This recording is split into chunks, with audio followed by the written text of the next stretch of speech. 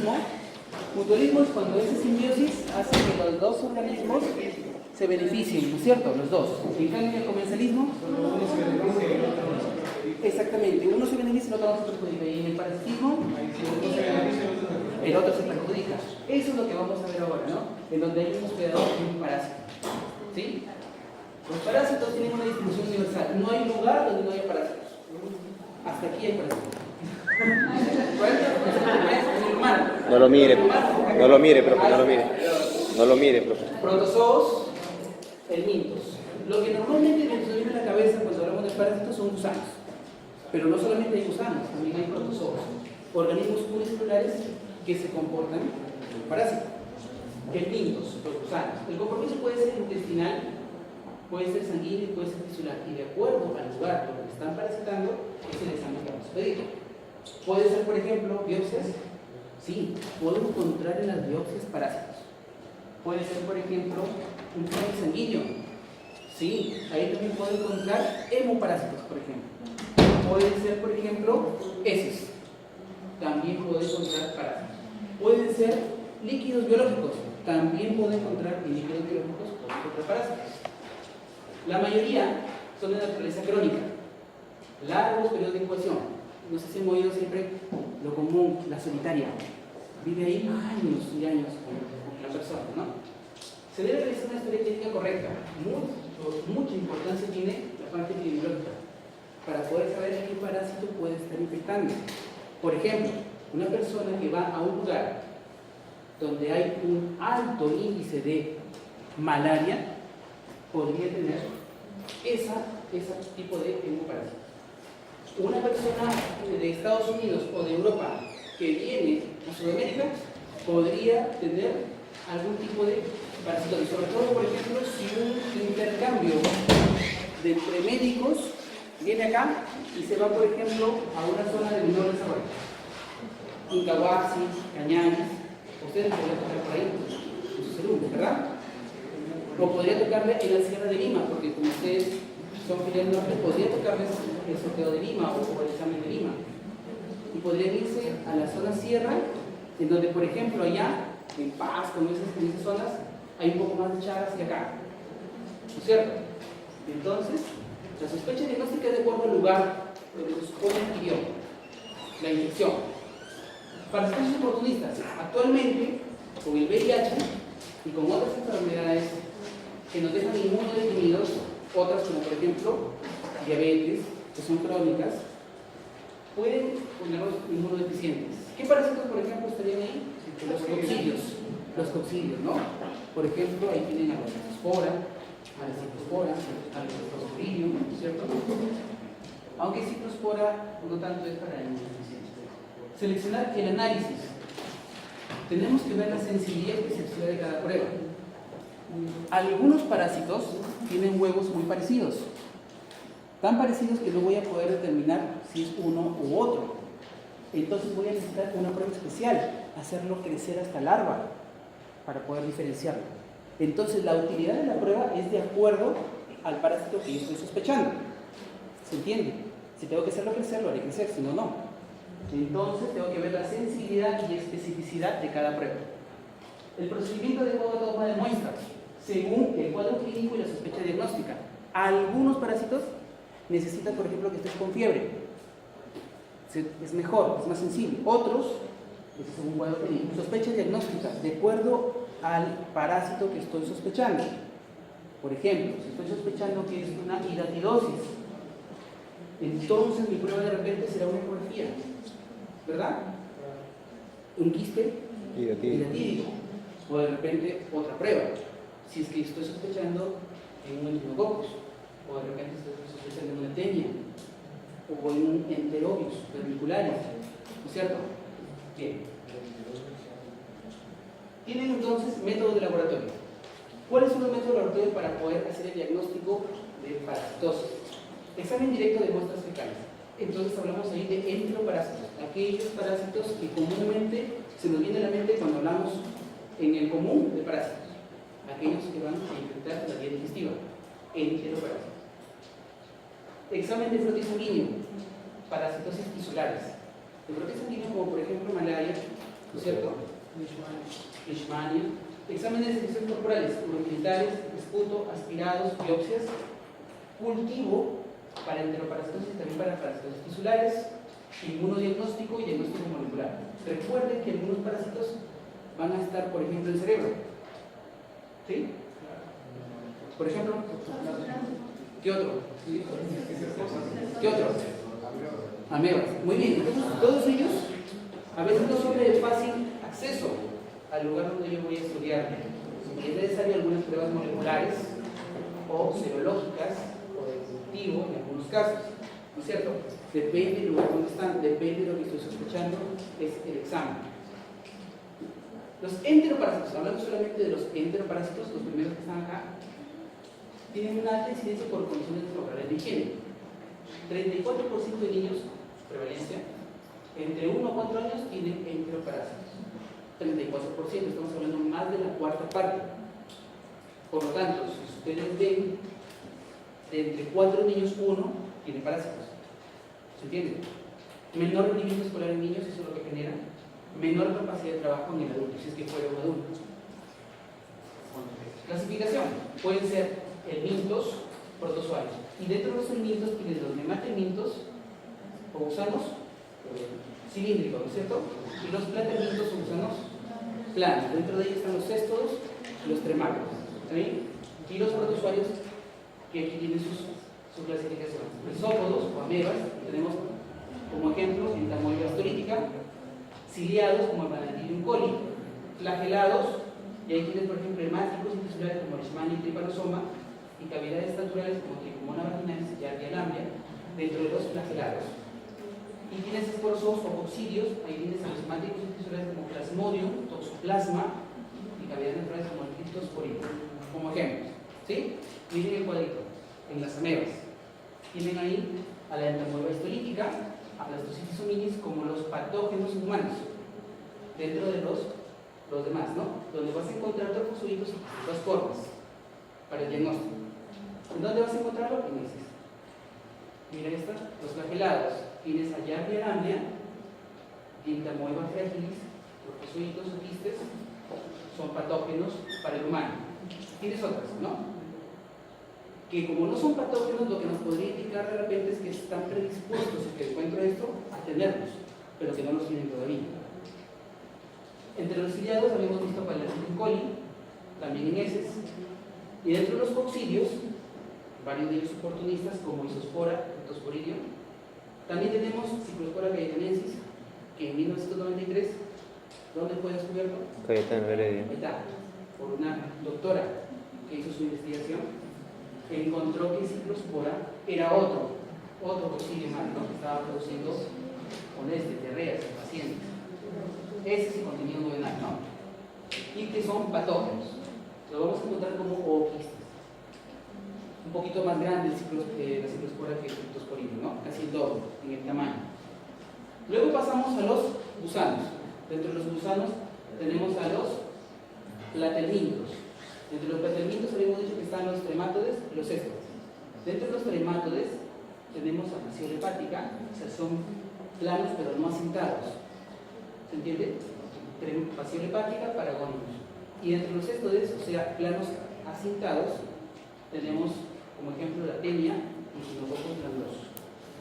Dentro de la tenia ustedes saben que hay dos tipos, ¿no? Saginata y Solium. ¿Y cuál es del cerdo? Solium. ¿Cuál es de la vaca? Saginata. ¿Y cuál produce? Solium. ¿Quién tiene Colex? El Solium. ¿Ah? La Solium porque ¿Quién se. tiene Colex? La Solium porque se diera el intestino, pues. ¿Los dos tienen Colex o no? Sí, los dos los tienen Colex. ¿Quién tiene ganchos? El Solium, pues, porque se diera el intestino. No se olviden. ¿Quién tiene ventosas? Saginata. Cuidado en la pregunta, hay que leer bien porque el examen la pregunta. Ahí ve. En el examen hay que leer bien la pregunta. Una cosa es que me digan el rostelo, y otra cosa es que me digan. Entonces, no se olviden. Que no se criminal. Muy bien, entre los nematodes o gusanos cilíndricos tenemos Enterobium radicularis, o comúnmente llamado Oxuro. oxiurus, ¿no es cierto? Ascaris, lumbricoides, estronquiloides y temporales. ¿Sí? Muy bien. Los enteroparásitos producen diversos síndromes clínicos, a pesar que se supone, al ser enteroparásitos solamente estoy buscando diarrea, no necesariamente solo va a ser diarrea, Síndrome de o solo va a ser malnutrición. dolor abdominal, ¿no? Síndrome diarreico agudo, sí, la mebiasis, Valentinium coli, los coccidios. Síndrome diarreico crónico, tenemos ahí a Giardia, Hymenolepis nana, menorquiasis, ascariasis. Miren, mala absorción intestinal, otra vez tenemos a Giardia. ¿Por qué? ¿Y por qué? ¿Qué pasó? Los cisnes, ¿no es cierto? Los coros. Y mucinarias. ¿Qué tipo de mucinaria hay? Necator. Helicator. ¿No es cierto? Mucinarias, dentro de las mucinarias. Síndrome anémico, mucinarias, amebas, palanquina. ¿Sí? Muy bien. Ahora, hay un síndrome clínico extraintestinal que puede darme un enteroparásito, o sea, aquel que es enteroparásito y me da un síndrome fuera del intestino. Síndrome respiratorio a través del ciclo de los. ¿Quién es el ciclo de los? Ascaris, estronquiloides. ¿No es cierto? Ahora, ¿qué es el ciclo de los? Cuando asciende y va por asciende por vía digestiva y va por la vía respiratoria. Ya. A ver. O sea, llega hasta la boca y se va por la... Hay una diferencia en el ciclo de los entre Ascaris, estronquiloides y mucinarias. ¿Cuál es la diferencia? ¿Ah? El ciclo de los de Ascaris es diferente al de estronquiloides y mucinarias. ¿Por qué? ¿Ah? ¿Qué me dice? Es que hay una que deposita los huevos en la vía respiratoria y otra en el digestivo, algo así. Algo así, algo parecido. A ver. No.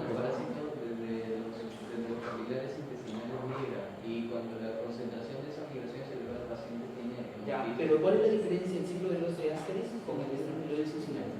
¿En qué se diferencia? Esa es pregunta del examen. No. El Ascaris asciende en forma adulta, creo, y el estronquiloides asciende en la forma... diferencia del ciclo de los entre Ascaris y estos dos es que Ascaris empieza en digestivo. En cambio, estronquiloides y mucinarias, ¿dónde empieza? En piel. En piel, claro. ¿Okay? Empieza la larva en piel, pasa a la vía circulatoria, llega cardíaco y de cardíaco va capilar pulmonar, ¿no? Cavidad derecha, capilar pulmonar, pulmón, se va alvéolos, faringe de glúteos y terminas otra vez digestivo. ¿Está bien? Todo ese ciclo de los, en el caso de Ascaris, es que primero lo comes, pasa a través del intestino, se pega a la pared, pasa a la parte hemática y vuelve a ser lo mismo.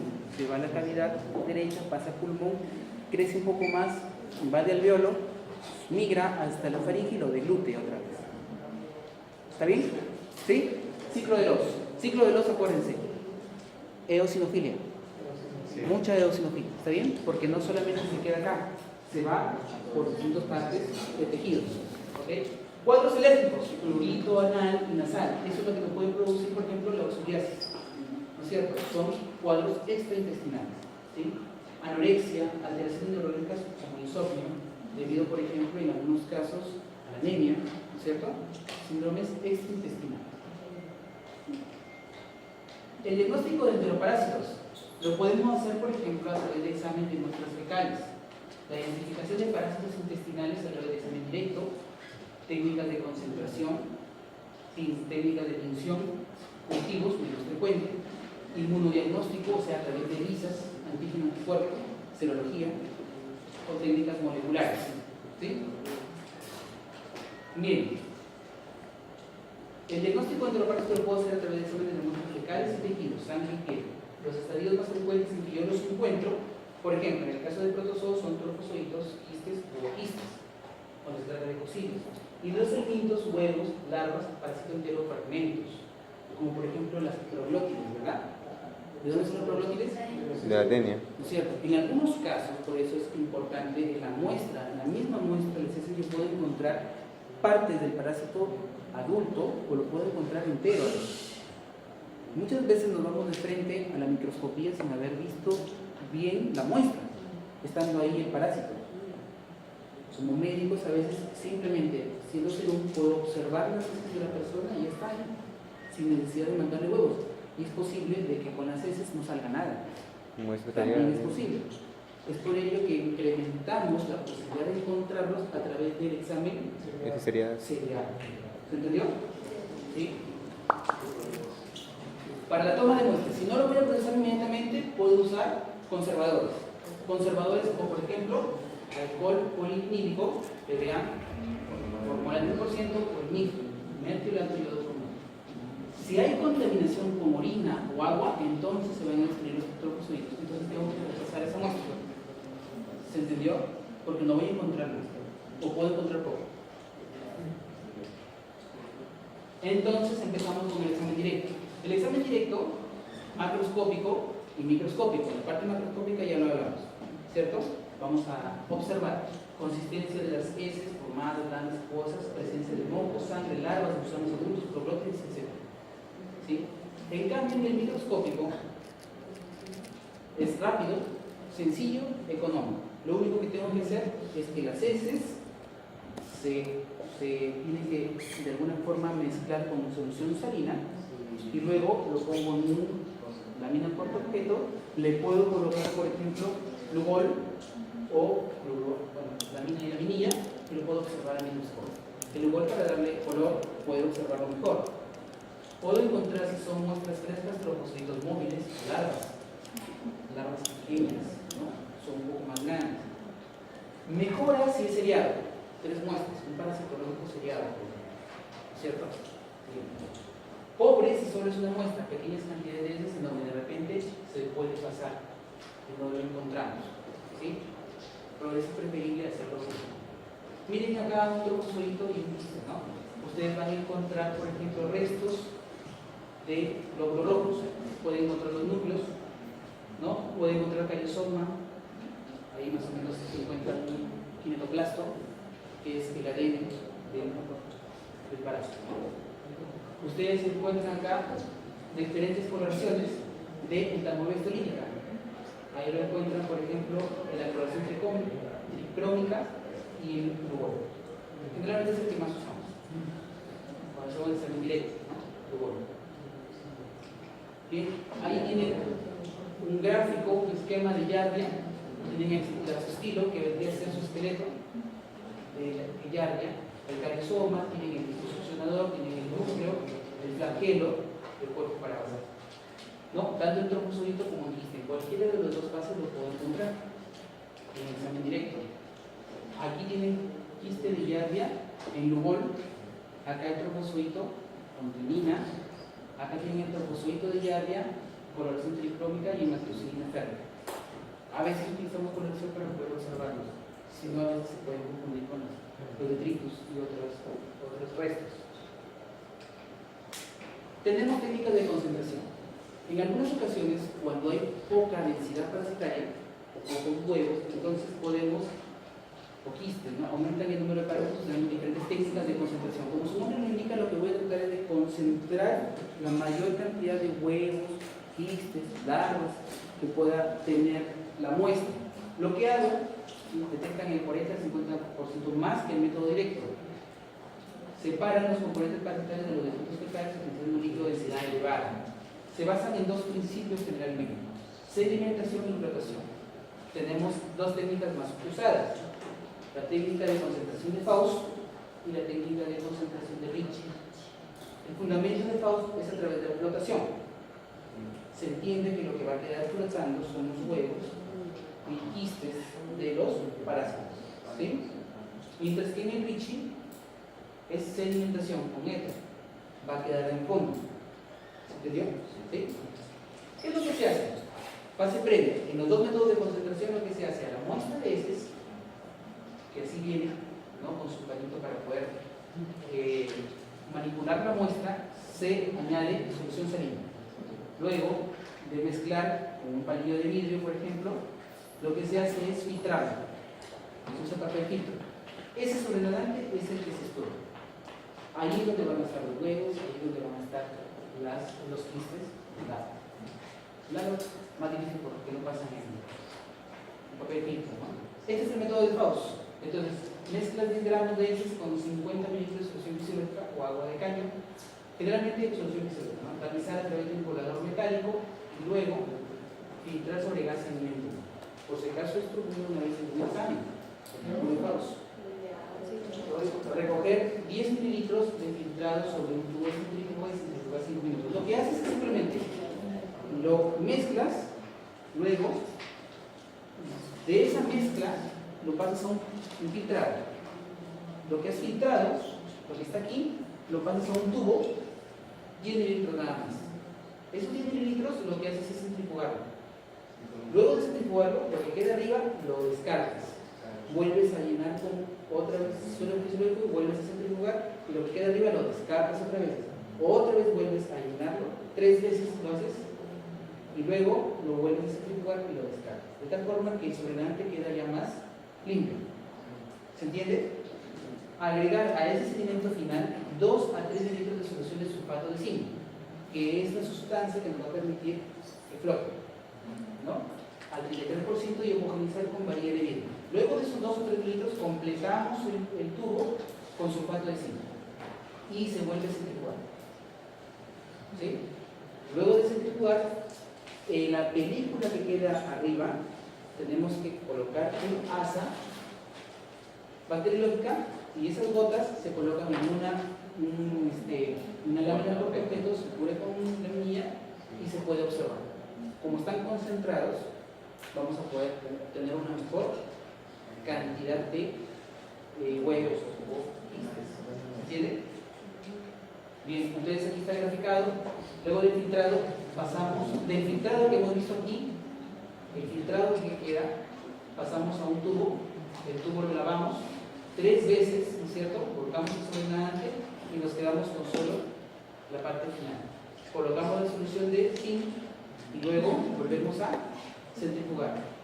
Luego de centrifugar, lo que nos queda es lo que queda en la película superficial, sacamos con un asa de esa película de encima, colocamos en el portaobjetos, colocamos una gota de rubor y lo observamos a microscopio. ¿Se entendió? Perfecto. Método de concentración de Faust. ¿Cuál es el fundamento? Flotación. Ricci, en cambio Ricci es un éter por mol. Éter por mol, y igualito que el anterior, el primer paso de poder homogeneizar la muestra, pero la única diferencia es que los parásitos van a quedar en el sedimento. Sacamos el sobrenaante y podemos pasar a la lámina de portaobjetos y poder observar. ¿Se entendió? ¿Cuál es el fundamento o el método? Sedimentación. Técnica de tinción. En la tinción, útil para trofozoitos, quistes de protozoos, no tanto para huevos o larvas, principales, la síntese modificada. Con la síntese modificada van a ver fitosporina, ciclospora y isospora, para coxinas, ¿sí? Hierro-matoxilina y triclómica, por ejemplo, para medias. Cultivos, es menos frecuente lo de cultivos, ¿no? Poco usados más en laboratorios de investigación, ¿sí? Para la detección de distintos nematodos desinfectantes, las larvas más infectivas más fáciles de identificar, es lo que les contaba, a veces a través de los huevos no se puede identificar. Podemos hacer el método Arara-Mori, que es a través de un filtro de papel. Lo que se hace es en un tubo de ensayo, se coloca un filtro que está con la muestra en el centro y en la parte final hay solución salina. Se coloca de tal forma de que la muestra no quede en contacto con la solución salina.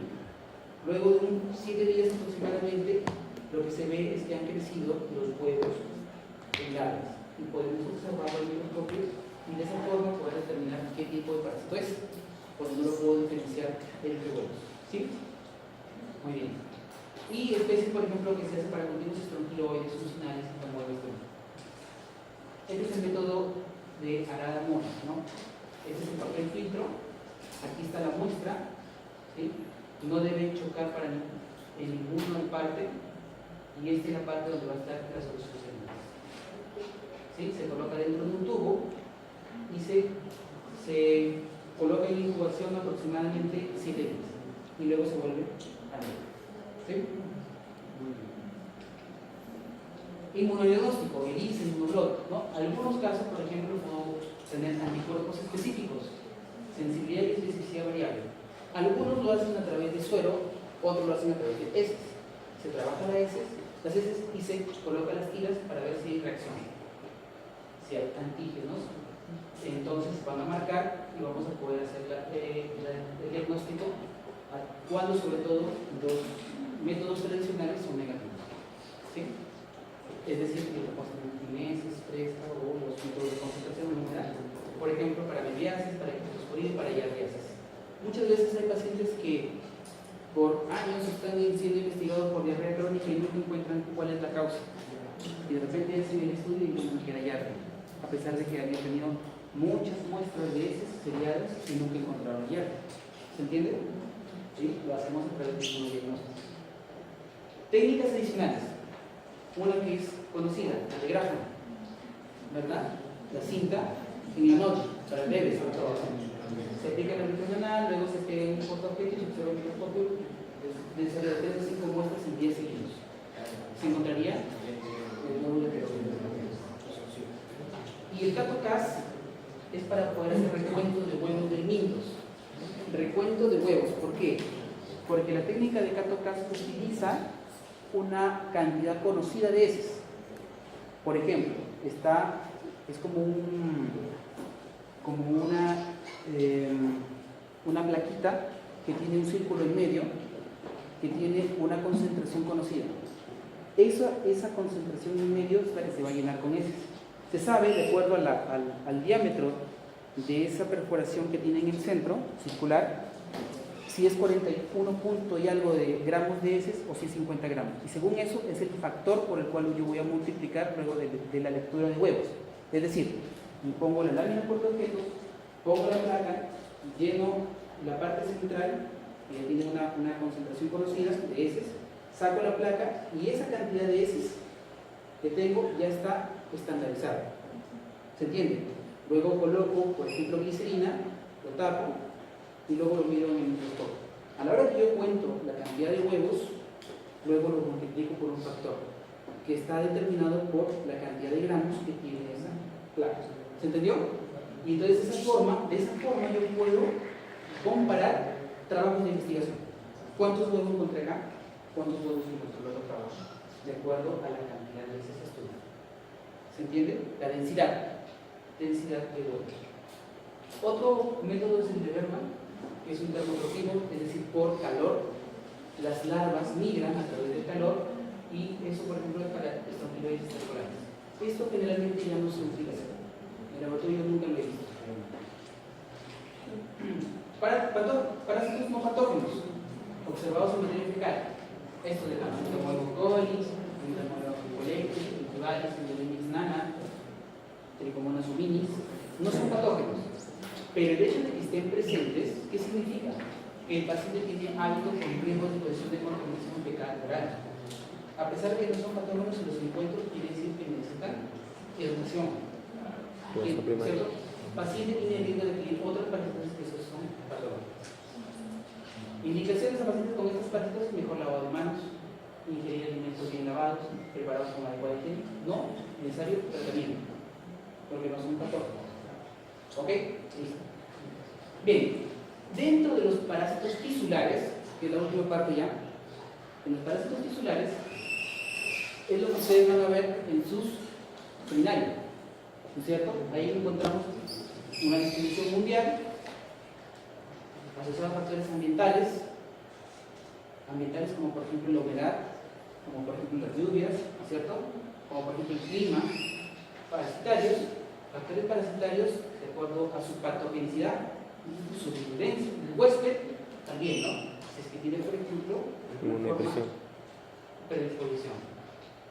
Síndromes clínicos de estos parásitos tisulares: síndrome anémico, como por ejemplo malaria, cardiomiopatía, como la enfermedad de Chagas, cuando son maclusi, ¿no es cierto? Síndrome úlcero mucoso cutáneo, como la leishmania. ¿Cómo se llama la leishmaniasis visceral?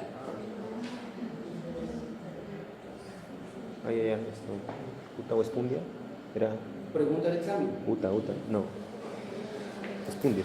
Síndrome mononucleósico, como por ejemplo en el toxoplasmosis. Síndrome meningoencefálico, como ameca de vida libre, ustedes ya lo dijeron. Síndrome respiratorio en la hidratación pulmonar. pulmonar en paradomiasis, síndrome ictérico en la fasciolosis hepática, ¿no es cierto? Síndrome neurológico en la cisticercosis, síndrome dérmico en la larva migrans visceral.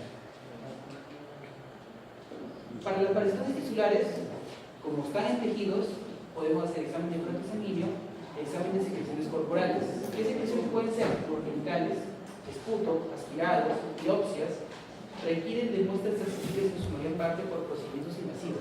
Estamos hablando de que el parásito está en tejidos, por lo tanto va a tener que, para obtener la muestra, un procedimiento invasivo sea necesario. ¿Se entiende? Entonces, en algunos casos son biopsias post-mortem. ¿En quiénes serían biopsias post-mortem? Por ejemplo, en las que dijo amebas. La iglesia Pauleri. Generalmente, La iglesia Pauleri. por ejemplo, ellos pueden haber muerto y entonces en biopsias encontramos unos parásitos. La come cerebros. El cerebro, ¿no? Muy bien, entonces dependiendo de dónde está ubicado, es que voy a obtener la. Tienen ahí malaria, tienen un ejemplo de tripanosomiasis. El ciclo biológico ustedes seguramente lo van a tocar en su seminario, ¿cierto? Ustedes tienen un ciclo sexual. ¿Dónde se ve el ciclo sexual? ¿En el hombre o en el mosquito? Mosquito. Ciclo sexual se da en el mosquito. En los hombres va a durar 14 20 días. En el hembra también. Ciclo exoeritrocítico, ¿no? Se inician los hepatocitos. Luego los esporocitos llegan a los hepatocitos, se forman discusiones tisulares y luego merozoitos. Desde ese promedio 12 días. Esos merozoitos van a los glóbulos rojos. En los glóbulos rojos, ciclo eritrocítico, se liberan del hígado y invaden los glóbulos rojos produciendo su destrucción. ¿Cómo se llaman los que quedan en el hígado por años, a pesar del tratamiento? Opciones. Ignozoitos. ¿Quién lo produce? ¿Qué tipo de plasmodium? ¿Falciparum? ¿Vivax? No, era ¿Cuál? el Vivax. Pregunta al examen. El Vivax. Ignozoitos. ¿Quién lo produce? Por si acaso no son preguntas de examen del curso, son preguntas de residentado, de internado. No, también va a venir, profe. Toquen en su seminario, aprovechen en su seminario, toquen Las fijas, profe, las fijas. Lo pasamos.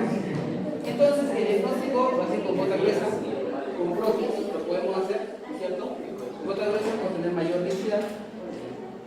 Miren acá algunos gráficos, esquemas de cómo se vería la parte de forma de anillo, ¿no es cierto? Doble. En el caso de Plasmodium falciparum, lo característico de falciparum es de que no crecen demasiado los